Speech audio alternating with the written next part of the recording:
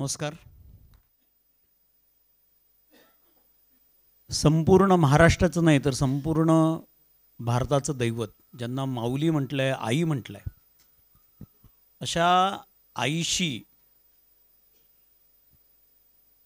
अशा आईच्या घाटाशी एक दुर्दशा करण्याचं काम काही व्यक्तींनी केलेलं आहे. मला तुम्हाला मित्रांनो हे सांगायला पाहिजे की अचानक रात्री 10 एप्रिलला घाट तोडायला सुरुवात झाली. कारण काय, कोणी सांगितलं, कशासाठी सांगितलं, काही संदर्भ नाही. मला तुम्हाला सांगायला पाहिजे की 5 जुलै 1988 रोजी या बांधकामाला सुरुवात झाली. 88 ते आज 2025 इतका काळ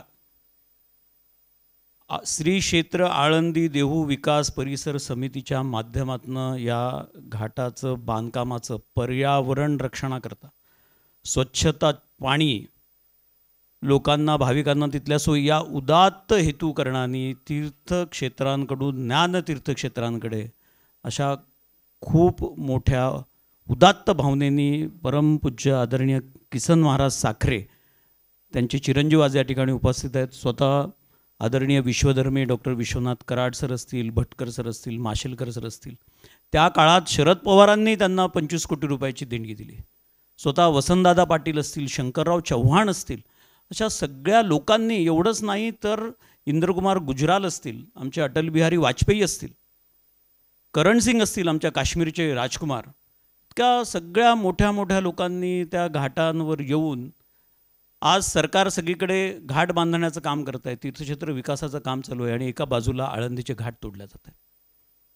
एक एक वीट मला आठवतं, जेव्हा सर कुठे नगरवरनं वगैरे यायचे, कुठे दगड दिसला तर तो दगड उचलायचे, गाडीमध्ये ठेवायचे. का तर या घाटाला हातभार लागला पाहिजे. एक एक वारकऱ्यांचा एक एक पैसा बांधू शकले असते असा विषय नाही, पण सगळ्यांना वाटावं की हे माझे घाट आहेत, मी याच्यात सहकार्य दिलेलं आहे. अशा उदात्त हेतूनी हे घाट बांधले गेले. आणि अचानकपणे मी जसं म्हटलं की 20 एप्रिलला परत रात्री JCP आणून घाट फोडण्याचं निमित्त केलं. आज महाराष्ट्राची भूमी आहे मित्रांनो. शिवाजी महाराजांच्या किल्ल्यांचे तट आणि इंद्रायणीचा घाट. हिंदवी स्वराज्याची स्थापना शिवाजी महाराजांनी केली. आज शिवाजी महाराज जरी असते, इवन औरंगजेब जरी असते, तरी या इंद्रायणीच्या घाटाला हात लावण्याची हिंमत कोणाची झाली नसती. या यातना आहेत, या तुमच्या माध्यमातनं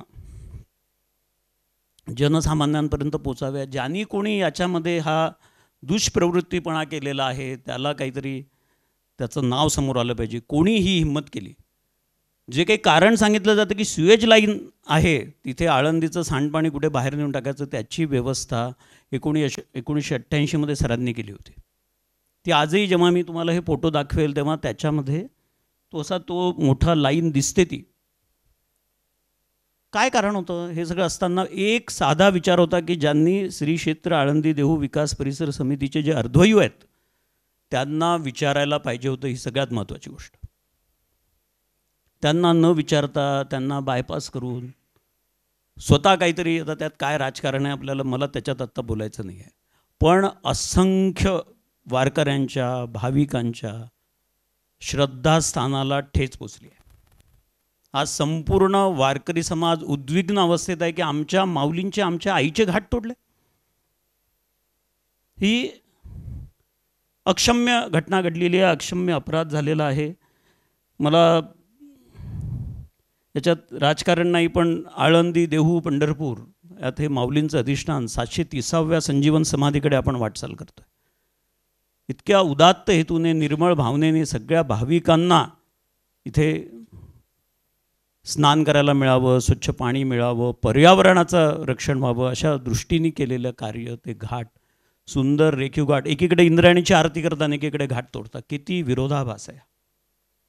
मला असं वाटतं हे जे झालं ते चुकीचं झालेलं आहे. आणि तुमच्या माध्यमातून मला तुम्हाला विनंती आहे की ही जी भावना आम्ही सगळेजण या ठिकाणी व्यक्त करणार आहोत. सर त्यांचा विचार तुम्हाला सांगतील. मला असं नंतर बोलतो.